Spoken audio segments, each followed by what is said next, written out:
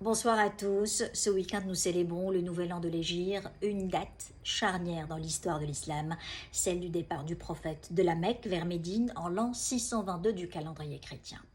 À la Mecque, les disciples du prophète étaient persécutés par les marchands de Quraïch qui craignaient que la nouvelle religion, dont les enseignements étaient strictement monothéistes, n'entraîne la désertion des pèlerins polythéistes qui venaient par milliers adorer les idoles qui étaient à la Kaaba, un sanctuaire polythéiste à l'époque, un panthéon où il y avait plusieurs idoles. Et donc, ils craignaient de perdre des gains importants qu'ils engrangeaient grâce à ce pèlerinage. Le prophète, quand il a perdu ses plus importants appuis à la Mecque, et qui sont son épouse Khadija et son oncle, Abu Talib a commencé à penser à l'exil. Un petit groupe de ses disciples a d'abord émigré vers l'Éthiopie, où il a été bien accueilli par le roi chrétien Négus. Ensuite, le prophète lui-même a commencé à envisager d'émigrer d'abord à Taïf, à une centaine de kilomètres de la Mecque, avant qu'il ne soit approché par de nouveaux convertis qui sont originaires de Yathrib, un peu plus loin, à 400 kilomètres de la Mecque. Et là, il conclut avec eux le célèbre pacte de Aqaba dans la ville de Aqaba, qui est à quelques kilomètres de la Mecque. Et en vertu de ce pacte, 70 disciples du prophète ont émigré à la Mecque et se sont installés là-bas. Ensuite, le prophète va partir et avec Abu Bakr un départ sous le sceau du secret le plus total. Et quand le prophète s'est installé à Yathrib, c'est là où il a commencé à porter le nom de Medinat al-Nabi, Medina al-Munawwara. Et c'est là où les bases de l'État, du futur État musulman, ont été fondées. Le prophète a acquis un statut beaucoup plus important et c'était là l'État embryonnaire musulman avant qu'il ne soit prospère et ne devient l'État musulman qu'on a connu après.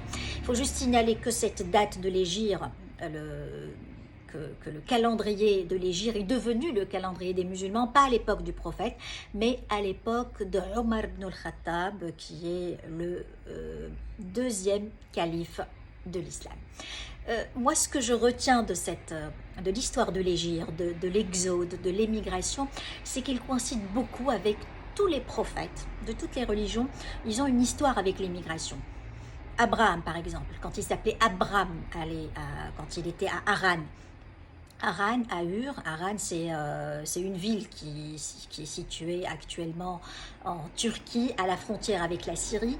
Dieu lui avait demandé de partir, de quitter sa terre et sa tribu et sa famille pour aller vers le pays de Canaan. Tout ça est raconté en détail dans la paracha de Lech Lecha, de la Genèse, dans le Bereshit, raconté en détail. Donc Abraham n'est devenu Abraham que grâce à l'émigration, grâce au départ, quand il a quitté ce qu'il avait de plus cher. La même chose aussi pour Moïse, c'est grâce au départ qu'il a acquis son statut. Et on a tout le Shemot, le Shemot en français, c'est l'Exode, le livre de l'Exode, le deuxième livre de la Torah, du Pentateuch.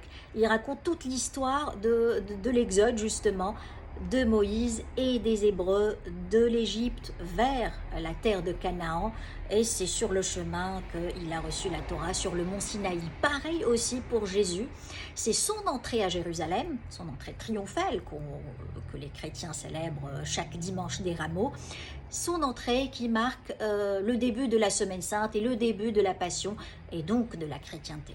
Il y a toujours ce point commun, j'ai remarqué, c'est l'exil, le départ, pour marquer le début d'une religion. Voilà, je vous souhaite à tous une très bonne année de l'Hégire.